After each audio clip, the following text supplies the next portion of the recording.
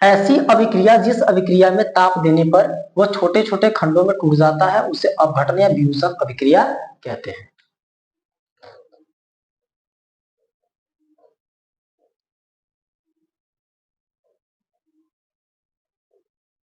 इसमें एक चीज आप समझ के चलिएगा कि जो भी आपके पास अभिकारक होगा उस अभिकारक को ताप देते हैं तो वो अपने छोटे छोटे हिस्सों में टूटेगा।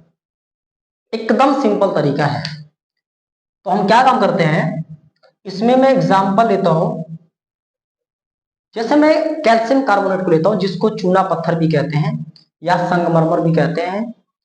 तो उस CaCO3 को जब हम ताप देते हैं तो दो यौगिकों में टूट जाता है, एक CaO में दूसरा CO2 टूटता है। तो हमारे पास CaCO3 जो कि सॉलिड फॉर्म में, इनको ताप जब दिया जाता है, जैसे ही ताप देते हैं तो अपने हिस्सों में टूटते हैं, अपने खंडों में विभाजित होते हैं। तो इनका पहला खंड जो है वो है CaO है। यहां से एक कैल्शियम परमाणु और एक ऑक्सीजन परमाणु निकल के यहां आया, ये भी सॉलिड फॉर्म में। जैसे कैल्शियम परमाणु एक ऑक्सीजन परमाणु निकल के आएगा तो इसके पास एक कार्बन परमाणु और दो ऑक्सीजन परमाणु बचेगा। यानी हम सिंपल बोल सकते हैं कि ये हमारा CO2 जो है गैसीय फॉर्म है। तो जब हम CaCO3 को हम ताप देते हैं तो हमारा बिना बुझा हुआ चूना प्राप्त होता है और उसमें से CO2 गैस क्या होती है, उत्सर्जित होती है। तो ये गैस है तो गैस का सिंबल होता है ऊपर की तरफ। तो हमारे पास इनको ताप जब हम देते हैं तो CaO जिसको कैल्शियम ऑक्साइड कहते हैं और ये आपका CO2 कार्बन डाइऑक्साइड गैस है, वो उत्सर्जित होती, वो निकलती है। तो ये हमारा है कैल्शियम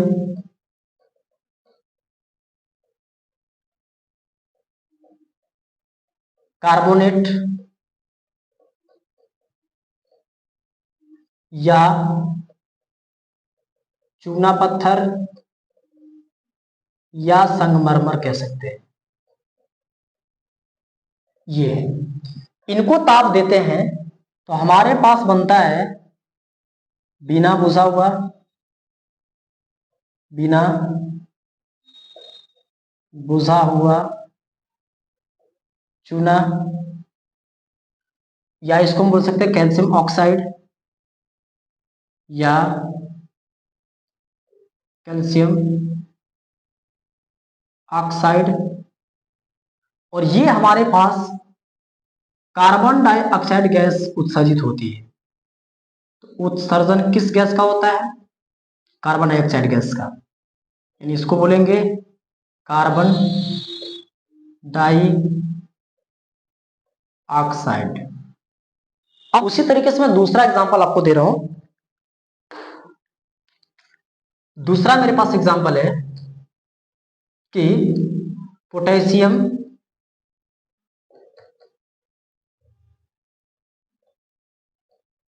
क्लोराइड को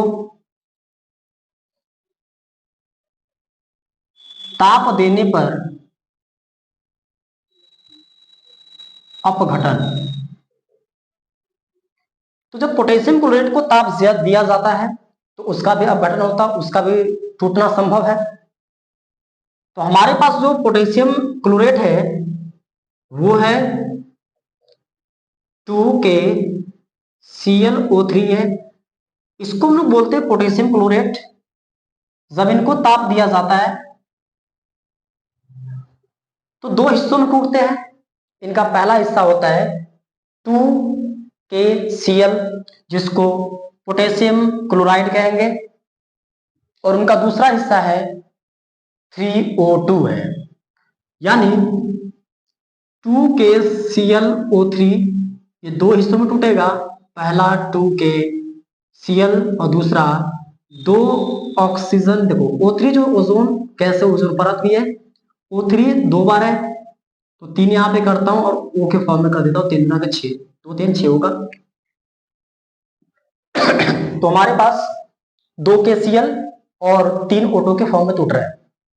तो सिंपल तरीका हमारे पास है कि 2KClO3 यानी पोटेशियम क्लोराइड को जब ताप देते हैं तो ये दो हिस्सों में टूटता है। पहला हमारा हिस्सा होता है 2KCl जो कि सॉलिड फॉर्म में है, और दूसरा हमारा है यहां से 3O2 के रूप में है, यानी ये हमारा है ऑक्सीजन गैस। तो इसको बोलेंगे पोटेशियम क्लोराइड है, और इसको हम लोग बोलेंगे ऑक्सीजन गैस है।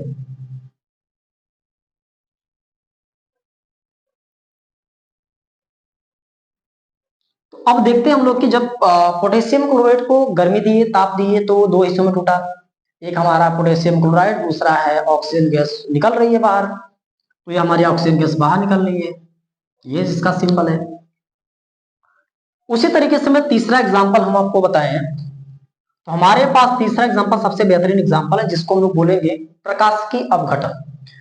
तो सूर्य के प्रकाश के जो किरण होती है, जिसमें पराबैंगनी किरण होती है, वो जैसे ही हाइड्रोजन आयोडाइड पे पड़ती है, गर्मी पड़ती है, तो उसका जो है अपघटन हो जाता है। हाइड्रोजन गैस में और आयोडीन गैस में अपघटन होता है, तो उसको बोलेंगे प्रकाश की अपघटन कहेंगे। तो हमारे पास 2Hi है, जिसको बोलेंगे हाइड्रोजन आयोडाइड बोलेंगे। इसको जब ताप देते हैं, यानी प्रकाश की, इसको अपघटन बोलेंगे। जब प्रकाश दिया जाता है, सूर्य के प्रकाश की किरण, यानी उसमें जो विकिरण है, जिसको पराबैंगनी विकिरण कहेंगे, वो जैसे ही 2Si पे गिरती है, तो इसका अपघटन हो जाता है। इसको हम लोग क्या बोलेंगे? हाइड्रोजन आयोडाइड बोलेंगे। Hydrogen iodide. और ये दो हिस्सों में टूटेगा, H2 ये भी गैसीय फॉर्म में, और जो I है I2 ये भी गैसीय फॉर्म में। तो इनको बोलेंगे हाइड्रोजन गैस, और इनको बोलेंगे आयोडीन गैस।